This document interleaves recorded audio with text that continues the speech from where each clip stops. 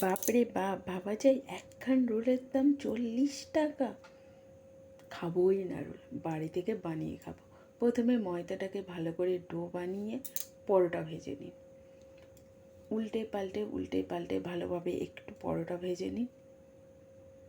40 টাকা রোল বাড়ি থেকে তুমি একটা জায়গায় 10টা রোল খাবে, মন প্রাণ ভরে খাবে। তারপরে একটি ডিম নিন, সেটাকে নুন দিয়ে ভালো করে ফেটিয়ে তাওয়ার মধ্যে দিয়ে তার মধ্যে পরোটাটাও উপরে থেকে দিয়ে ভালো করে খুন্তি দিয়ে চেপে চেপে চেপে চেপে উল্টে পাল্টে ভেজে নিন।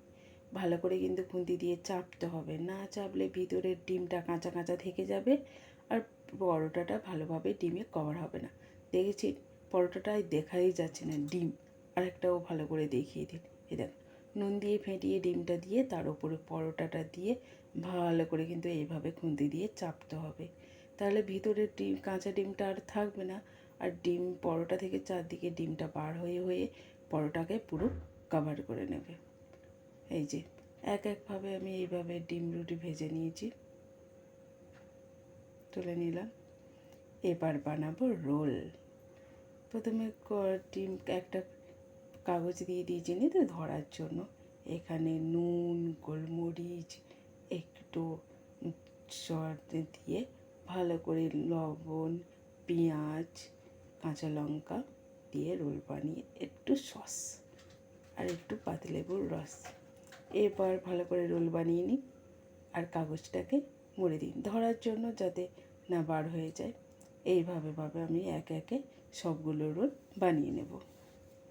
খেতেও যেমন মজাদার, দেখুন একদম দোকানের মতন টেস্ট। বলতেই পারবে না এটা বাড়িতে বানানো হয়েছে না দোকান থেকে কিনে আনানো হয়েছে। আপনার 40 টাকা কেন, হাজার হাজার টাকার রোল বাড়িতে বানিয়ে খান। সবাই মিলে মজা করে খান। 40 টাকায় একটা রোলের দাম, ভাবা যায়? 100 টাকায় 1000টা রোল বানিয়ে ঘরে খান, পেট ভরে মন ভরে খান। দেখুন কেউ বলবে এটা দোকানের না বাড়িতে। যেমন সুন্দর খেতে আর তেমন সুন্দর দেখতে। টাটা।